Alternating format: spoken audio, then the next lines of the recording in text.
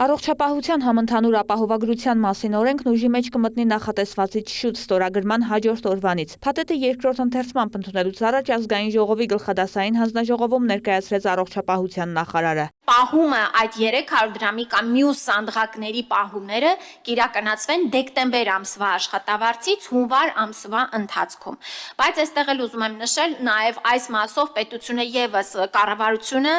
հասկանալով, որ մենք կարծես մեկնարկային տարին ենք, դիտարկել է ոչ թե վճարումից հետո հաջորդ ամսվանից փաթեթի ակտիվացումը,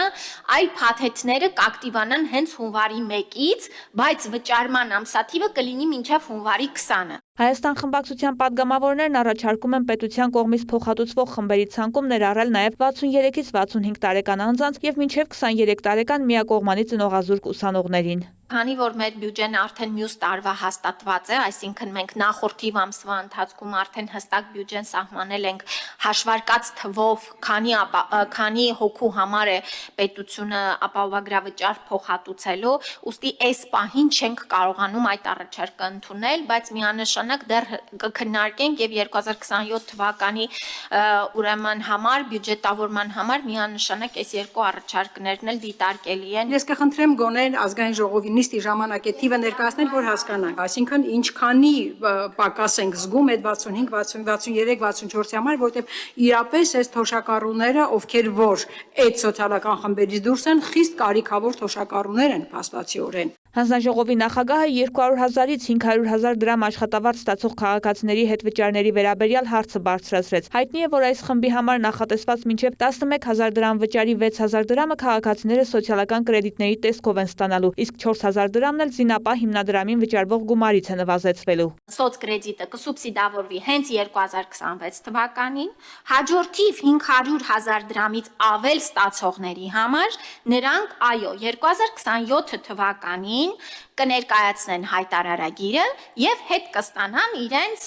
ուրեմն 50,000 դրամը, որը որ ամսական գալիս է 4,000 դրամ։ Իսկ արդյոք փոխհատուցվելու են այն քաղաքացիների ապահովագրավճարները, որոնք թեպետ տարբեր սոցիալական խմբերում են, միաժամանակ ստանում են 200,000 դրամից ավելի աշխատավարձ։ Այո, նրանք եւս չեն վճարելու։ Եթե անձը ստանում է 200,000-ից ավել աշխատավարձ, բայց ունի հաշմանդամության կարգ, ապա նա եւս չի վճարի։ Այստեղ էլ նույն տրամաբանությամբ մենք ուզում ենք, որ հաշմանդամության կարգը չլինի խոչընդոտ։ Եթե որևէ քաղաքացի հրաժարվում է